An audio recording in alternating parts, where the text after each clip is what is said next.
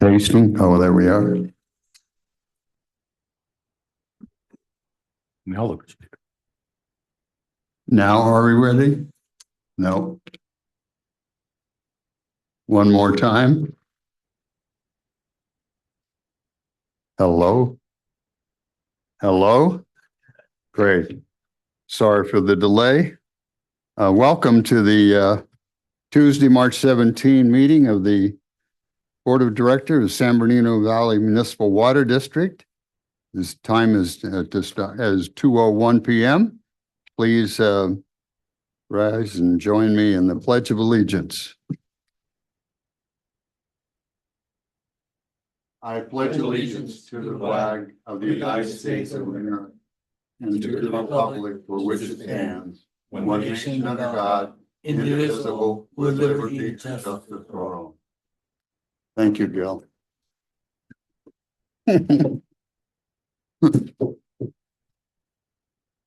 All right, roll call, please, Mr. Clerk. Vice President Mateo.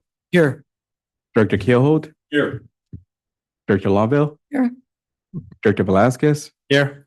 And President Harrison. Yes, here. Board is present. Thank you. All right, now it's time for our public comment. Members of the public may address the board regarding any item within the subject matter or jurisdiction of the board. However, no action can be taken. Please limit your request to 3 minutes. Do we have any requests to speak? Mr. President, we did receive a request to speak from Mr. Larry Smith from a past agency, but that public comment will be taken prior to item 3.2. All right. To the remaining public that's present online and in person, if you wish to provide a public comment, please raise your hand to be recognized. Nothing seen, sir.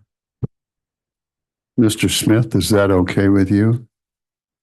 Thank you. All right, moving on. Item 2 on our agenda is the consent calendar. We have one item today, the meeting of the minutes of the February 12th board meeting. What is your pleasure, board? Move consent. Second. We have a motion and a second. Roll call, please, Mr. Clerk. Director Keelhold. Yes. Director Velasquez. Yes. Director Longville. Yes. Vice President Boteo. Yes. And President Harrison. Yes. The consent calendar is approved. Thank you, sir.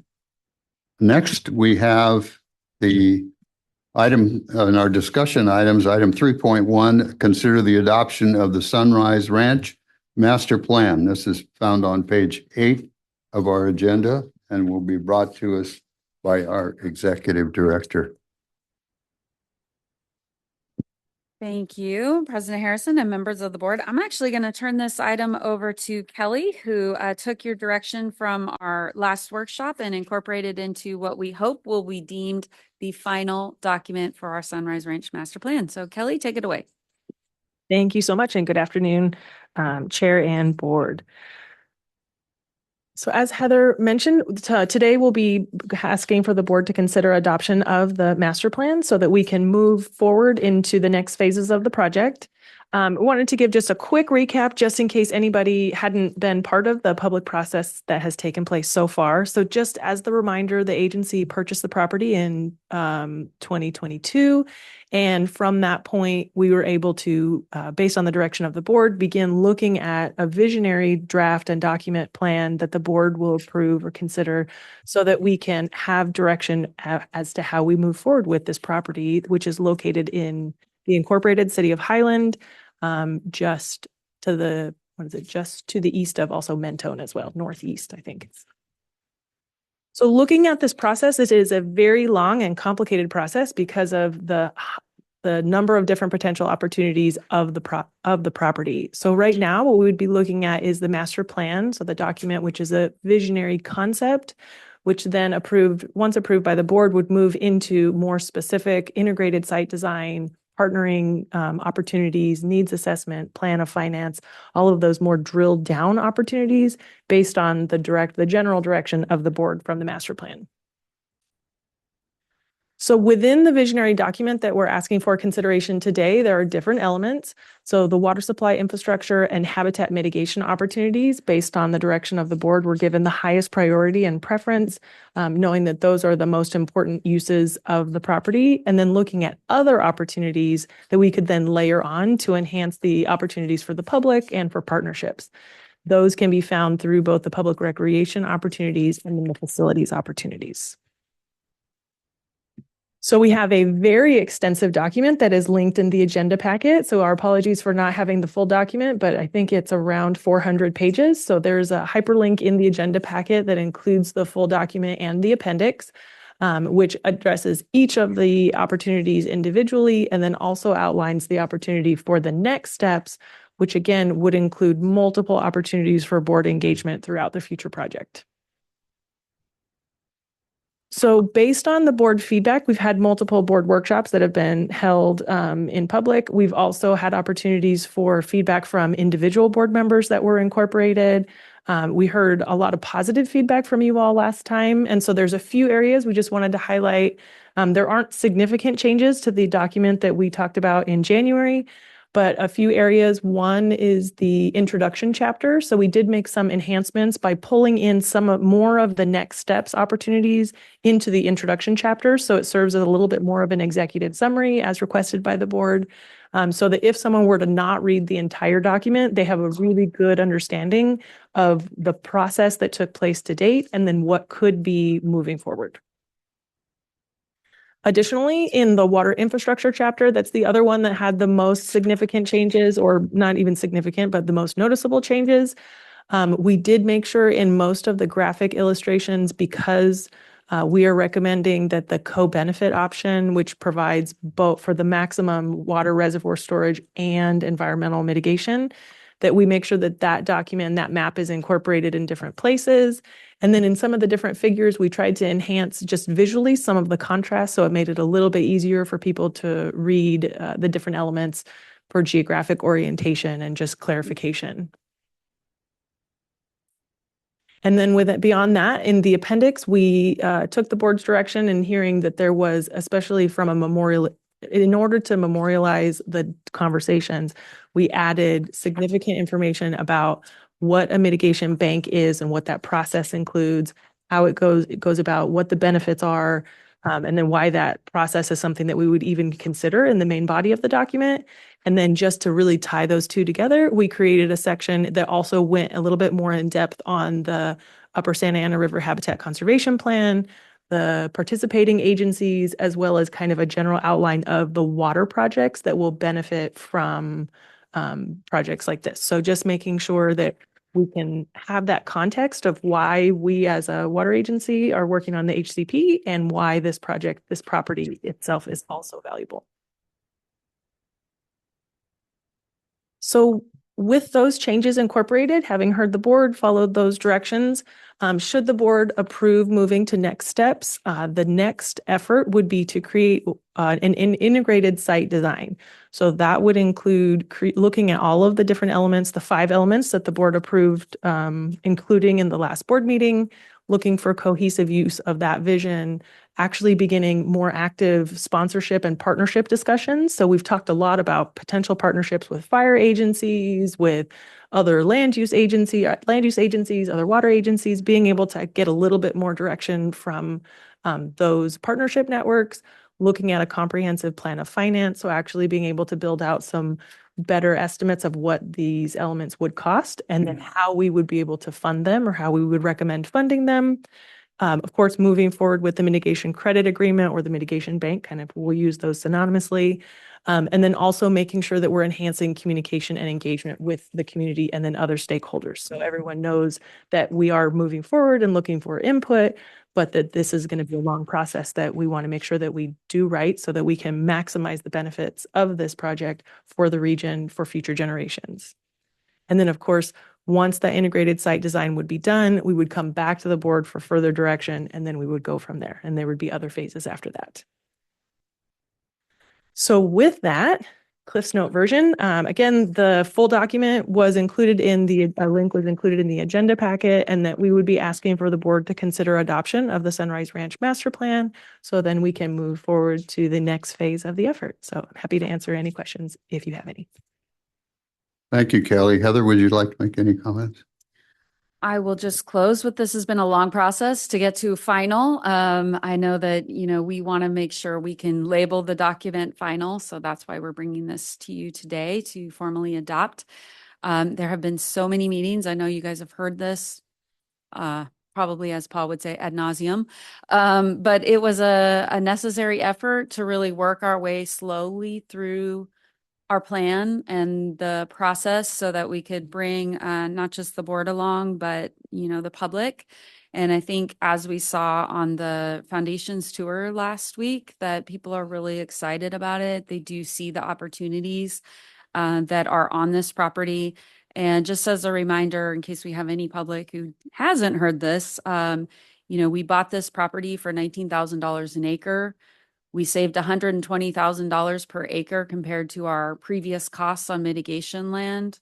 So right there, we basically paid for the property in our savings on mitigation required for our water supply projects. But there is additional value, probably in the $250 to $300 million range in mitigation banking credits that we can sell while also maintaining the values and the important components of that property. And then we can use that revenue to build local water supply projects that we cannot use other revenue sources for. So it's been well thought out. The board has definitely, thought all of this through, and we appreciate your support on the lengthy planning process so far. And so I hope that you are proud of this document. We are proud of the effort that we've put forth, and I can't wait to see where we go from here in the next phase. So thank you, board. Thank you, Heather. I will just comment on one part of your statement. I'm sure that other members of the board will have their comments. And this is not on the whole plan or anything. It's just on the statement that you said that we may have gone ad nauseum. We did not. I think every single step of the way has been extremely important. We've given our general public and our ratepayers, et cetera, our partners incredible opportunities to give their input. And we have taken that from the ones who did and incorporated that along with all the input from the board members and from our incredible staff. So I think what we've done till now is very appropriate, and every part of it was necessary and very appropriate. So I'll turn it over to the board. Through the chair. Yes, sir. Point of clarification. She didn't say that. She said, I said it. Oh, you said ad nauseum? Yeah. She was polite. Well, then she was repeating you, I guess, because I heard her say it. No, she was right. I said that. Or something like that. Okay. Which brings me to my question. Can you go back to the next steps?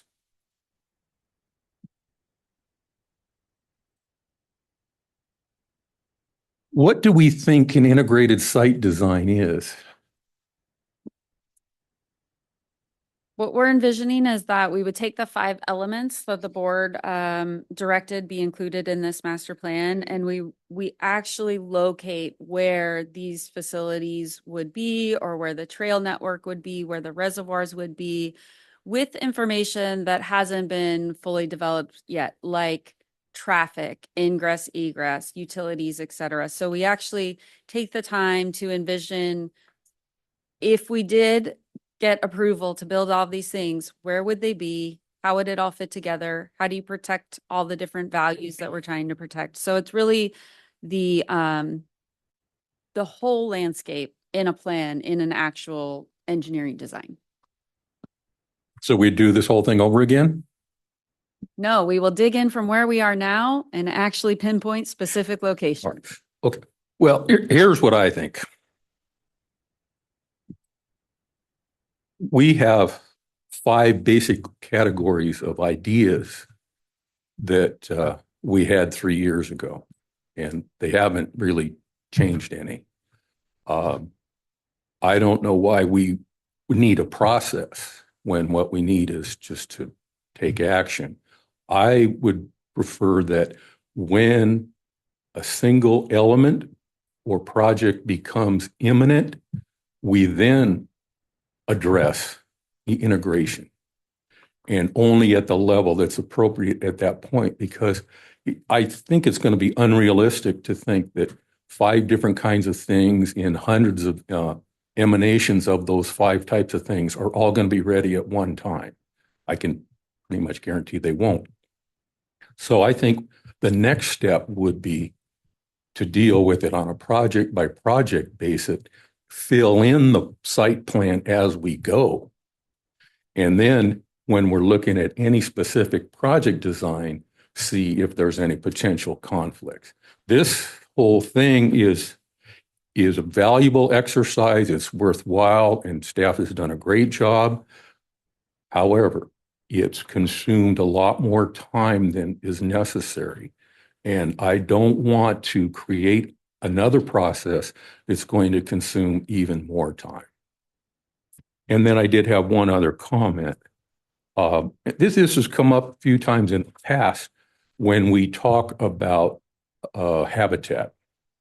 And habitat is fine, but there's 3 different reasons we have habitat, and I don't know that this plan makes that clear.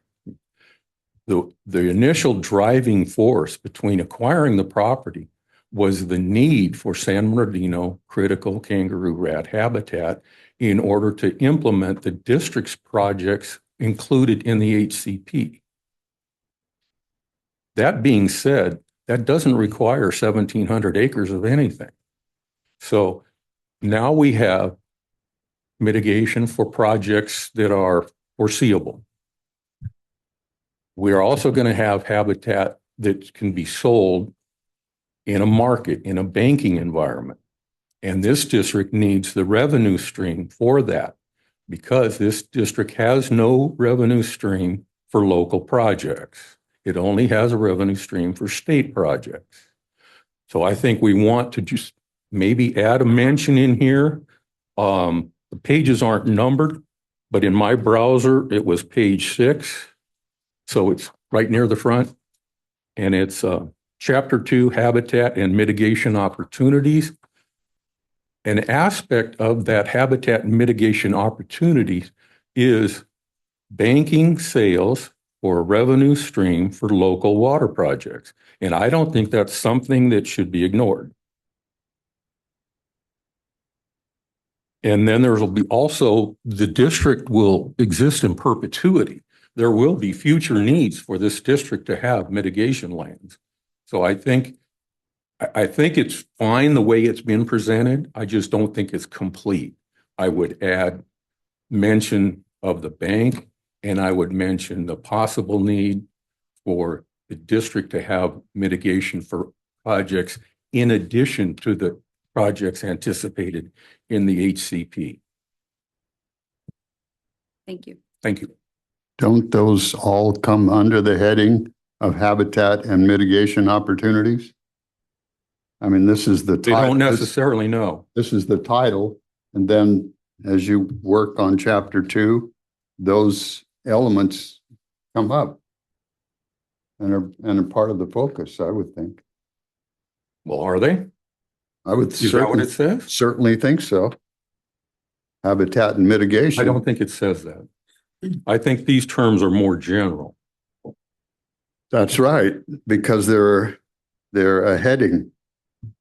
And then we go into the integration and flesh it out. That's what this whole thing is, in my opinion.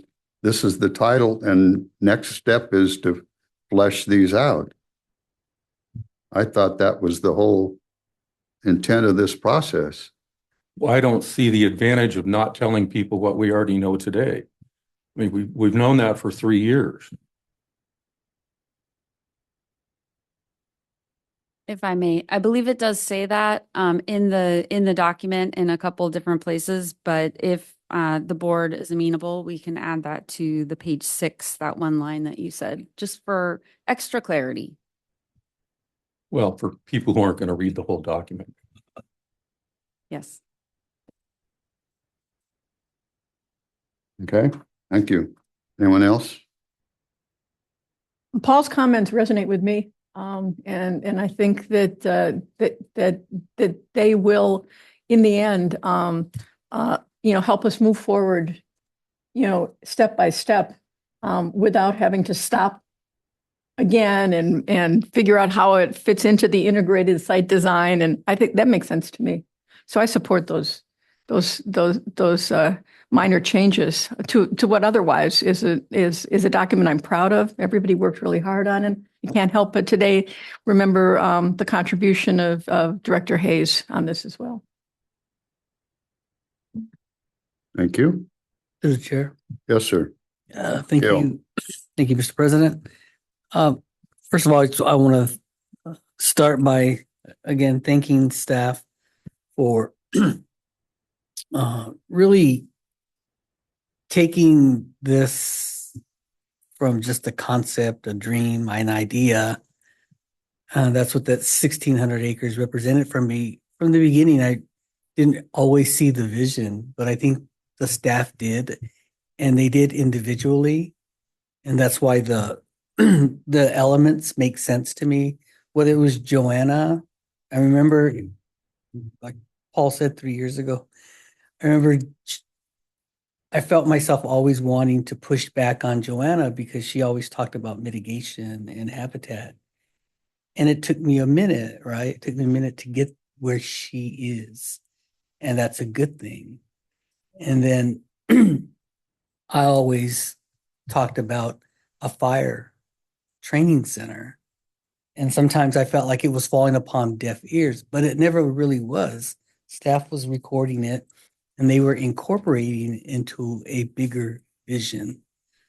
So, and then I remember we had, we were created to put water in the ground. So why wouldn't we have reservoirs? Why wouldn't we have water infrastructure? So anyway, before I get wound up like a cheap clock here, I just want to say that this process works for me because it was in small pieces. It was something that I could really digest slowly because at the end of the day, I don't know about the rest of you, but when you purchase a piece of property that's 1,700 acres, that's a huge thing. That's a big deal for not just the residents in my division, but I think throughout our service area. And like Paul has said from the beginning, why? Why are we doing this?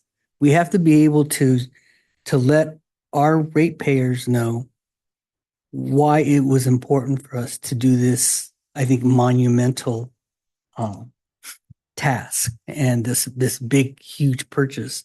Well, this whole process, and it seems easy now, but it wasn't. It's been very difficult. It's been very difficult getting to this point. And anything that is worth anything, at the end of the day, you have to invest the time and the effort. And I think we've done that. And this is a testament. This moment is a testament to that. It represents for me water infrastructure, habitat restoration, mitigation bank, all the things that we talk about individually and we go to conferences on, and all of this is there at those 1,700 acres. So that's a big deal. That's a big deal. And it's the start of something big. And I think 50 years from now, they're going to look back on this board and like we look back 50 years and we talk about how we stand on the shoulders of the individuals who were on this board and got us to a point where we are today, the visionaries. And Susan likes to say in 1954, the residents of this valley decided they wanted to be state water contractors. And they did it. And they did it, and it was a difficult vote. This is another difficult, it was difficult to, this process for us to all be on the same page. And we're there now. We're there today. It's amazing. It's something that we all, this is I don't care. This is a legacy project. This is something that all of us, our families, our children, your grandchildren are going to say, my family member was on the board that created that place. And they did a great job. And look at what's happening here. We can't even imagine what's going to happen there 50 years from now. I just think it's going to be amazing because that's what this district does. We do amazing things from everything that I've read from the history to today. And I'm, like Susan said, I'm proud to have been a part of this process. It hasn't been perfect. It hasn't been easy, but you know what? It's been rewarding. And so with that, I just want to say thank you. I think we're on the right track. For me, it makes sense that there's pieces and that we're going to integrate them. The piece that was not mentioned, and I didn't want to cut you off, Heather, but you know how I am. There was no mention about costs. So that's always a big concern, right? Let's say we get to, because Gil wants 3 reservoirs and one of them to be deep enough so that we can have helicopters come in there and scoop up water. Well, maybe we can't afford that.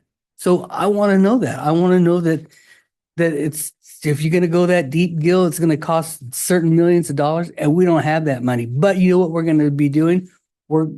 Joanna's creating a great mitigation bank, and we have a foundation, and we got money coming in from across the country because they believe in habitat, and we're going to be able to do it. We're going to be able to do all of this.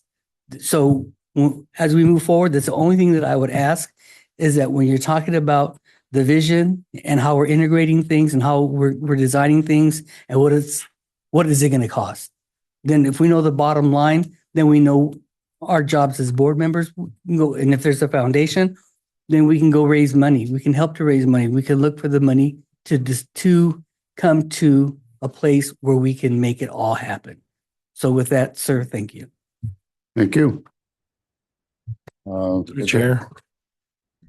You'd like to comment? Yes, Mr. President.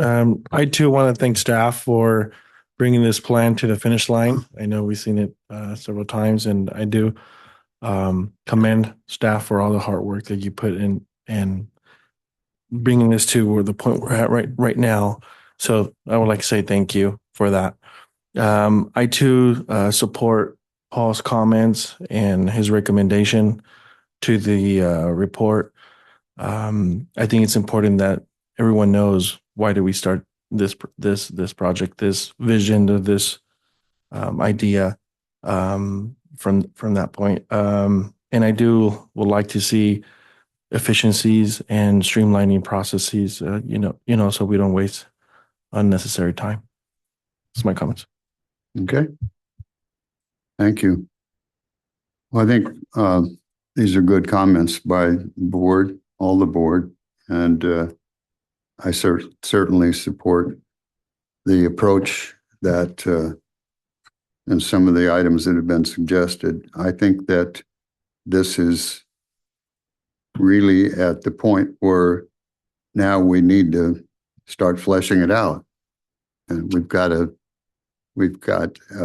great umbrella, and now we need to fill in what comes underneath the umbrella. And I'm looking forward to the actual designs of the water and the various reservoirs and so forth. And I do think that the working on the habitat area and establishing exactly where we are on this. So we establish a habitat bank. We do what I think those are really important first steps, next steps, I should say. I really would like to see that happen.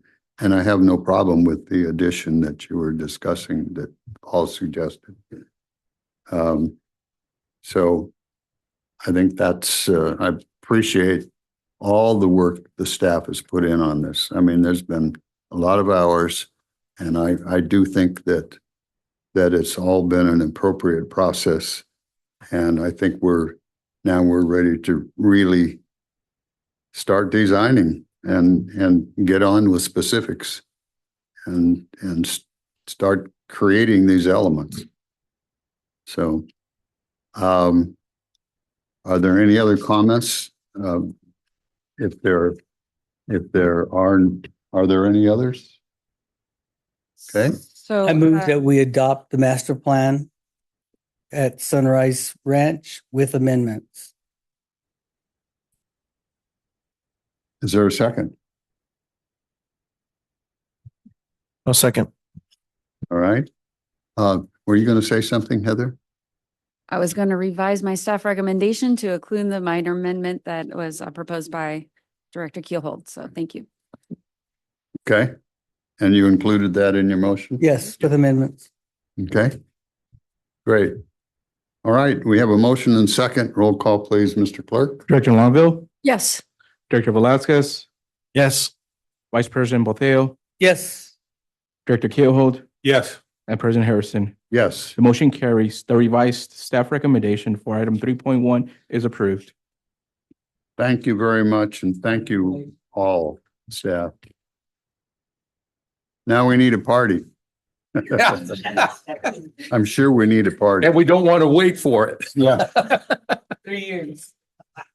All right. Then I believe it's time to move on to the next item on our agenda,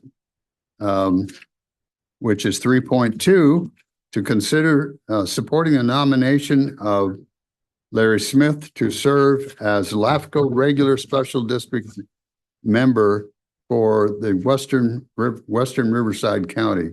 This is found on page 11 of our agenda. Are you bringing that to us, Heather? I am. First, we would like to have a public comment from Mr. Larry Yes, Smith. that would be great.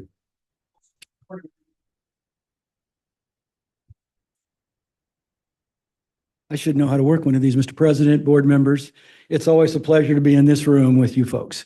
I was here just a week or so ago and we did the foundation thing. So I'm not going to butter you all up to ask what we're doing here, but I am going to say that Director Keelhold, last night in my meeting, by the way, he does represent you well in my meetings, suggested maybe that we would move this item forward so I wouldn't have to sit through that hearing or that presentation. But now I'm glad I did. Because to be honest with you, what you guys do, we are very, very interested in. I'm normally up on that board up there. More pleasure to be right here. Well, here I am asking for some support on something we're doing in Riverside County. And I'm not going to be the guilty party to take a short event agenda and make it long. So I'll give you the Reader's Digest version on how we approached this year. So years ago, I tried this one other time, just haphazardly placed my name on a ballot, knowing full well we didn't have much of a chance, and I told people forward.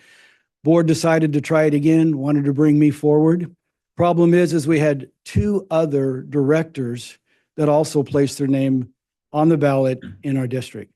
So you know what that does, completely dilutes any type of vote. So we got together as a group, as a community, as a county, and said, let's pick a candidate and let's run with that. And I happened to be that candidate that was chosen. And this year, in this attempt to try to capture a LAFCO seat for our side of the county, we're making an all-out effort. And every bit of support that we can get from cities, and especially across county lines, because it does send the signal that we can work collaboratively from Riverside County back over into San Bernardino County. All of us know that water could care less about county lines. Sometimes it's an obstacle to us, but for water, it goes regardless of the county it goes to. We have an interesting thing in Riverside County. Technically, we're divided in an east and a west. And if you go down Interstate 10, Highway 111, that's the imaginary line between east and west. But in all practicality and the reality is it's really divided in 3. It's divided by east, west, and then southwest.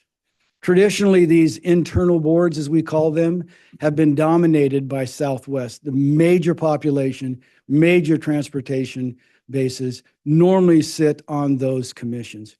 When I was a mayor of a city, 2 cities, by the way, and 2 planning commissioners, I had the opportunity to sit on all sorts of land use commissions. I was on LAFCO, that's our Airport Land Use Commission over in Riverside. I'm sure San Bernardino has the same thing. Sat on RCTC, that's your transportation, what we used to call Sandbag here, but they've changed the name. So I've sat on that. And then I was on SCAG, Southern California Association of Governments, for 6 years. And it seems like all we did is talk about land use. I got elected to a water board, and technically we don't have the same traditional land use items. And I kind of miss that activity because I realized the value and the importance of it. So it's in my DNA. It's never gone away. Absolutely love my position at our agency, at San Gorgonio Pass Water Agency, but it's stirring in my soul again, and I want to participate in land use. So any support I could get from this group, who I consider friends and allies, and our quote sister agency, we think you're the big sister, we'll be the little sister. It's a great relationship. So, but we appreciate you guys so much. And I think when we see that we do things together, we do mighty things. So appreciate any support you guys would render. And end of speech. Thank you so much for your time. Thank you, Larry. Any questions or comments for Larry? Yeah, just one comment. Larry, your comments resonate with me. Land use and water are inextricably, connected. And at the LAFCO level, we need voices like yours and to be leaders, for all LAFCOs, making a deliberate attempt to address land use and water issues together. Thank you. Through the chair. Mr. Botel. Thank you, Mr. President. Larry, thank you for coming today. I mean, I see you regularly at our meetings, and I just wanted to call your attention to this letter. I don't know if you saw it, from Lance, witnessing your experience, your background, your education. I am thoroughly impressed, sir. I mean, I just think that this is amazing. And I just, it warms my heart. Serving on any LAFCO board is not for the faint of heart. And I think what I read here today and last night, tells me, sir, that you are ready to serve. And so it's just an honor to have you here today, and I'm ready to support you. So thank you. Any other comments? You ready to make a motion? I'll make a I'd like to comment. make a comment Yeah, before you. I'll make a comment as well. Yeah, comment. Larry, thank you for joining our board meeting. Short time I've known you, you've really impressed me, and I learn from you every day that we interact. So I'm very happy that you decided to run for this, and you will be well represented, and you have my full support. Great. Larry, you probably don't know this, but I have an extensive background in land use decisions because of my time on the Riverside County Planning Commission and my time on the city council. And I do miss the land use part of it, definitely. And I sit in listening to some of these land use decisions, and I just want to get up and say, no, you're going the wrong way with this or whatever. But it's good that you have both of those backgrounds, and I think this is very appropriate. And I certainly support your application, and I also really appreciate the relationship between our two organizations. I think it's one of the most valuable relationships that we have, and I want to see that continue.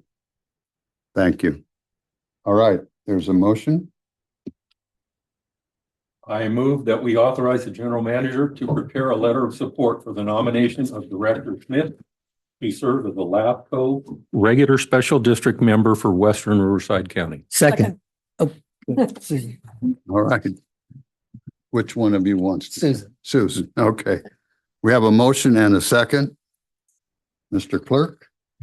Vice President Bateo, Yes. Director Keelhold, Yes. Director Velasquez, Yes. Director Lonville, Yes. and President Harrison. Yes. The motion carries. The staff recommendation for item 3.2 is approved. Thanks again, Larry.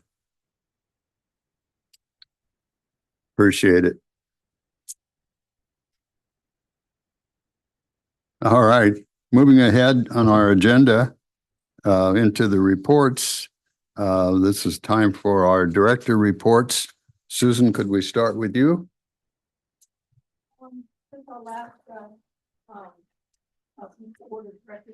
On March 10th, I attended the League of Women Voters Water Committee meeting. On the 11th, the East Valley Water District Board of Directors meeting. And on the 12th, Secretary Crawford's speaker series on reasons for restoring environment, really talking about resource efficient land use and restoring public benefits to residents and nature-based benefits, which was very well done. That's all I have. Okay. Mr. Mateo. Thank you, Mr. President.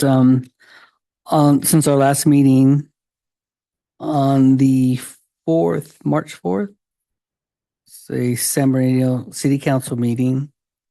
Also, I went on a tour with at OCWD, their PFAS and their groundwater recovery systems. It was great.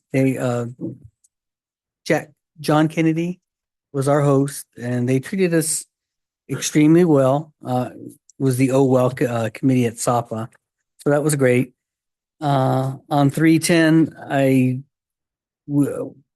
joined a webinar on the basin characterization by DWR, and 312, of course, our foundation event. That's all I have, sir. Great.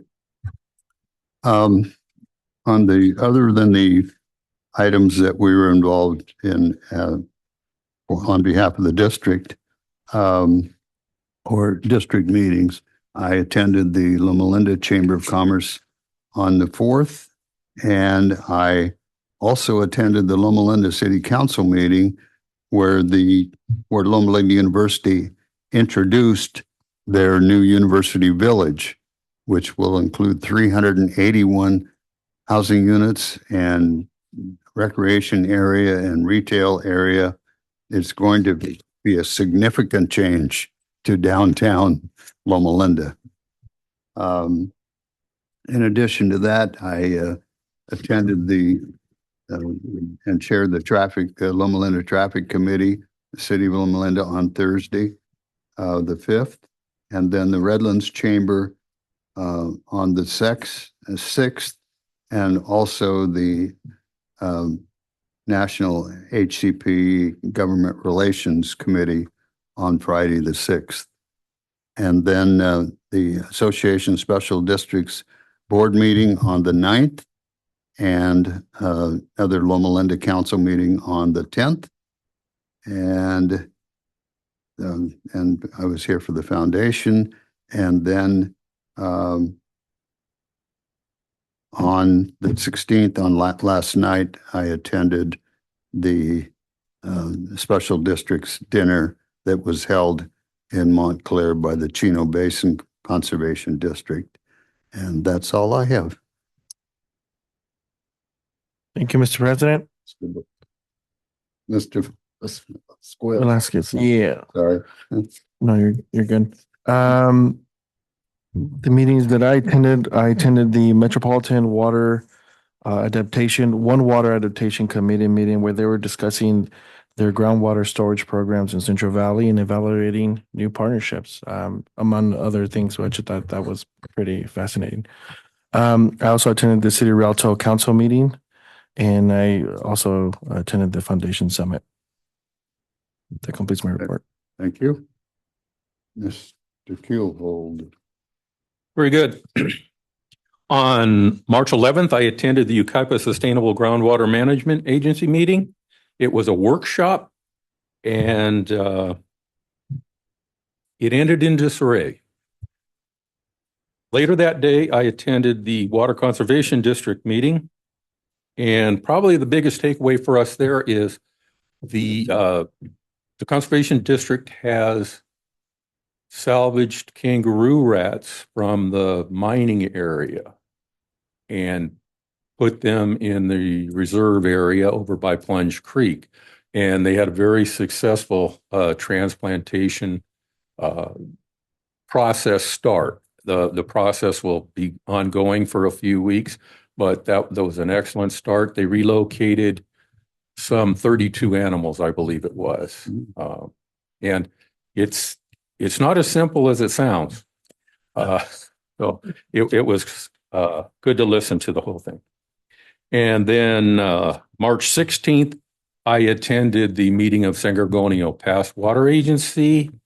And as you know, they took action on endorsing Director Smith. Another item on their agenda was trying to establish the best time of day to have public meetings. And we've had that conversation in the past. We'll have it again. I've heard it at least 3 times at their agency. And the answer seems to be there is no good answer. But it's informative to hear people's input in what they're all looking for. Now, the issue, of course, comes down to you've got a lot of different people looking for a lot of different things. But it was worthwhile to listen to. And that's it for me, Mr. President. Thank you. That takes care of our various reports. Do we have a general counsel report? None today, Mr. President. Not today. Thank you. Any ad hoc or standing committee reports? Hearing none. I know we had a SAPA meeting today, so we'll hear from our commissioner. So we had a softball meeting this morning at 9:30 a.m. Today, March 17th. And the commission received and filed the following information reports. 1, investment report by Chandler Asset Management, SAPA's multimedia library, and I'm going to come back to that, and SAPA's 50th anniversary recap. So the SAPA's multimedia library is the brainchild of their communications staff at SAPA. And what they're starting to do is collect and collate different information, event information, program information, photos, live streams, what have you, interviews, and they're putting it on one website. I think it's amazing. And it's going to be available and accessible to all the 5 partner agencies. And so I spoke with staff after the meeting, and I told them to connect with Kelly because of our fellows program with University of San Bernardino. And because one of the things that we mentioned that the commissioners mentioned was it would be great if we could expand the reach and also the access to that information to news agencies and also to students who would love to, use that information as part of their research and presentations and so forth. So anyway, it's kind of interesting when you give staff like we do here, but I think it's sort of new for SAPA staff. You give them the autonomy and you give them the encouragement to really think outside the box. And a lot of times people just do that on their own. You don't have to encourage them, but you have to be able to receive it and you have to be able to support it. And I think that's what's happening at SAPA. So I'm real proud of staff. That's all I have, sir. Great. Thank you. Treasurer's report, Madam Treasurer. Examined the disbursements for the month of February, and I move that the board approve for the state water contract fund for the current month, $2,942,836.88. And to the general fund, $9,950,153.32. Is there a second? Second. All right. We have a motion second, Mr. Clerk. Thank you, Madam Treasurer. Vice President Mateo, Yes. Director Kehoe, Yes. Director Longville, Yes. Director Velasquez, Yes. and President Harrison. Yes, February's treasurer's report is approved. thank you. Next on our agenda is the water delivery report. Sayer is here. Hello. Hi. Thank you, Mr. President.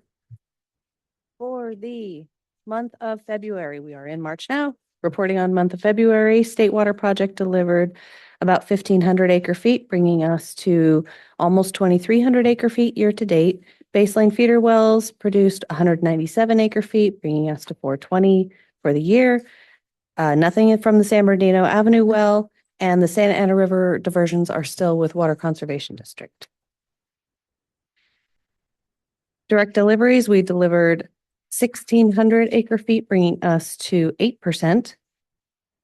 Recharge deliveries, we have delivered, that's cumulatively. Recharge deliveries, we have delivered 673%, bringing us to a whopping 32% because recharge deliveries are so minimized right now while allocation is still at 30%. And we discussed this last time, but I wanted to talk about the Northern Sierra precipitation graph in a little more detail as it's a little busy. So the number we're looking at right now is that 41.3 right in the middle of the screen for current. And that was as of mid-March. The number we're comparing against is the average. So that whole light blue area from 1991 to 2020, which was 53.2 inches.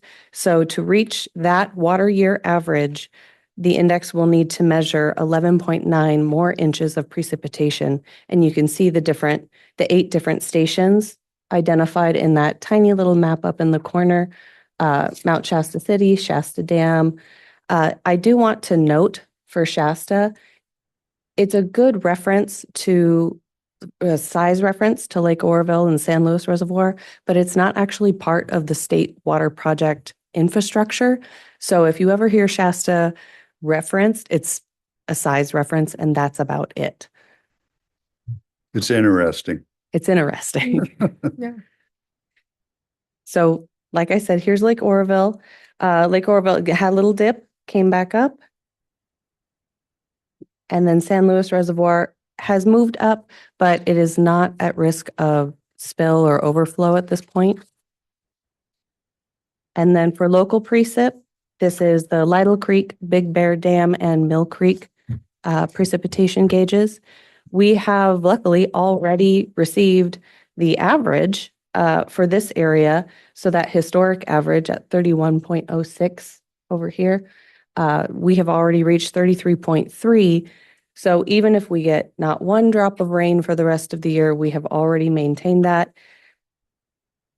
As unfortunate as it is to look at, this is about the time of year you can see on the graphs for both where March, April, May is about where it starts to taper off for precipitation. So we're hoping we'll get a little more precipitation in the Northern Sierras.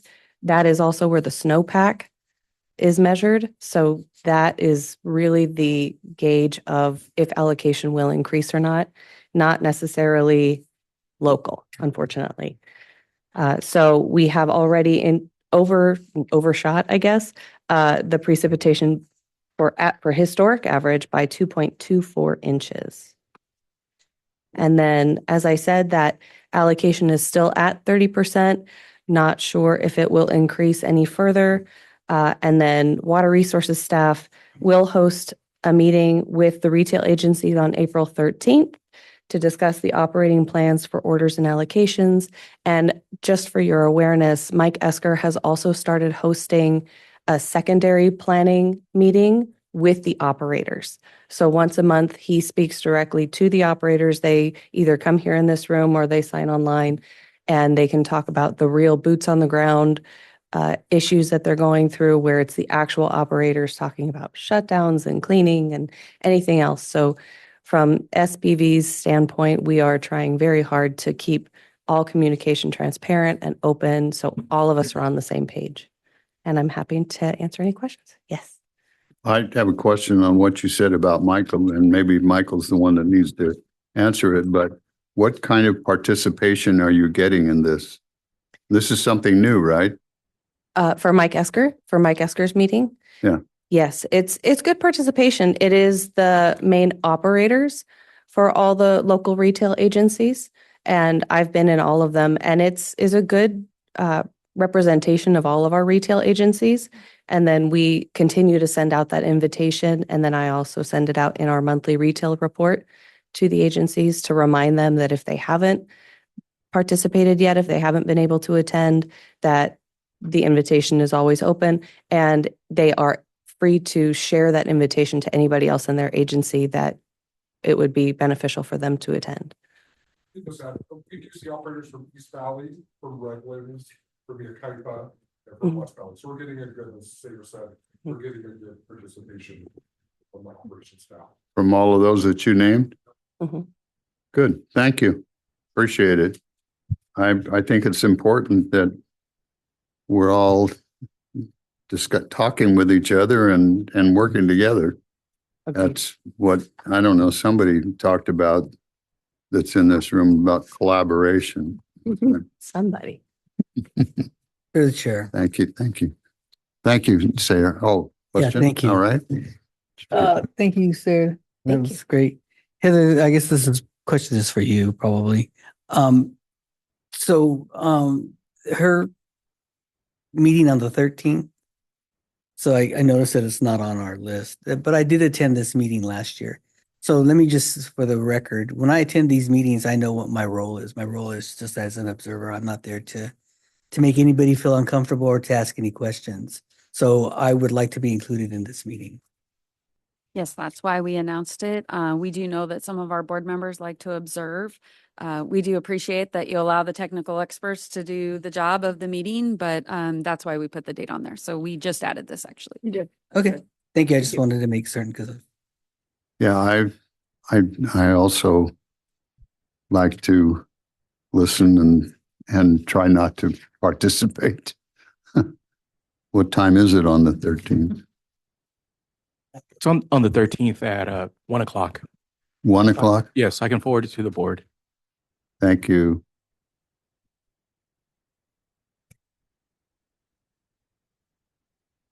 All right. Thank you, Sarah. Appreciate it. Anyone have future business? Hearing none. Announcements, Mr. Clerk.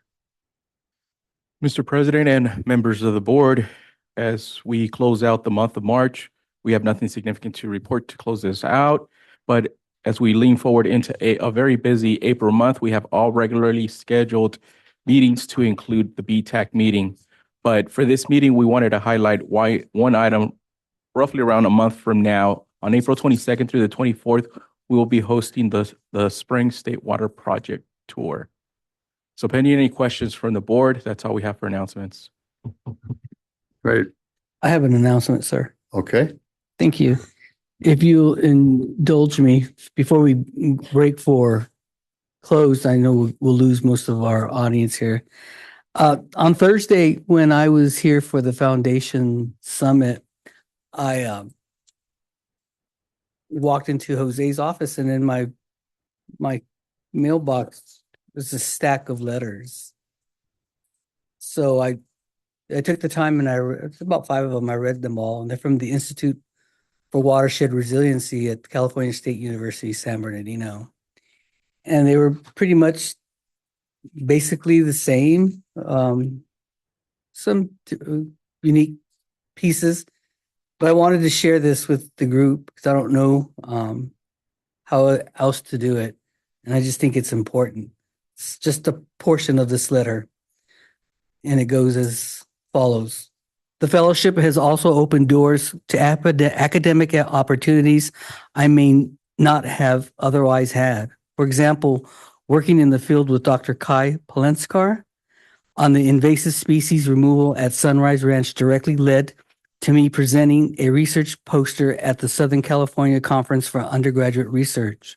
Our work focused on removing invasive stinkwort from vernal pools, and I am excited to continue building on that project and present an updated version of the Santa Ana Science at the Santa Ana Science Symposium this February as I start my final academic year. The San Bernardino Valley Municipal Water District support has had a lasting impact on my work ethic, motivation, academic success, and overall outlook for my future. Opportunities like this Watershed Fellowship truly changes lives.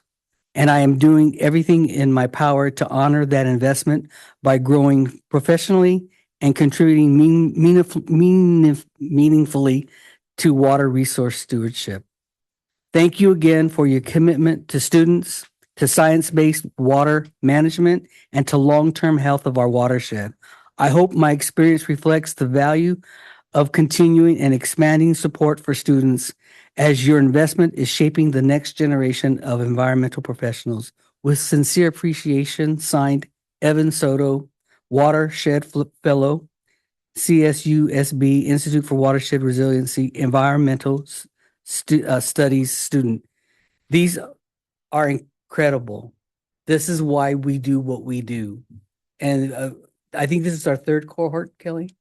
Yeah, this is our third cohort. And when we launched this and Dr. Alford came and she gave her pitch and asked us to support this, we had a lot of questions. There was, it wasn't 100%, but then we all came together and we supported this.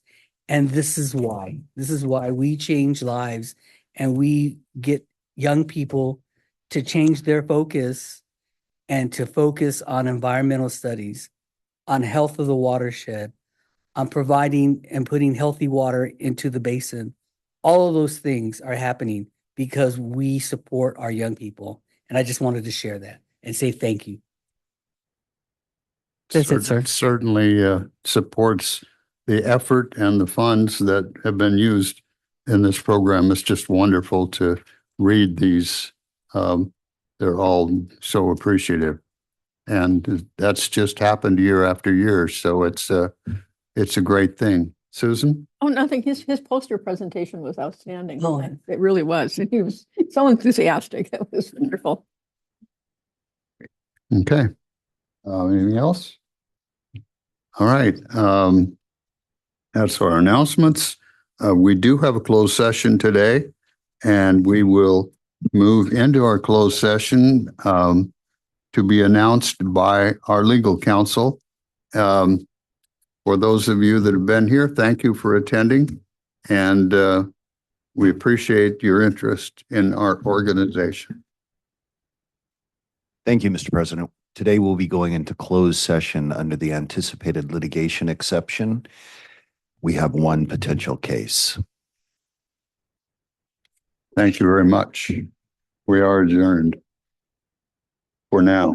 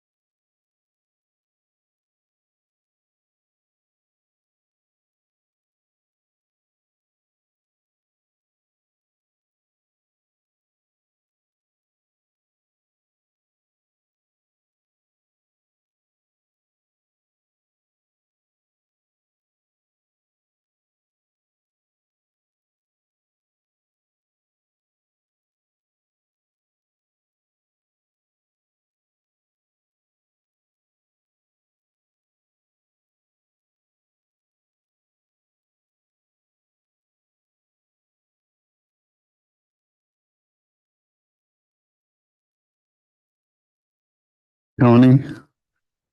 Thank you, sir. Counselor, could you bring us back out of closed session? Yes, thank you. We have no reportable action from today's closed session. All right. Thank you very much. There being no further items on our agenda, we are adjourned.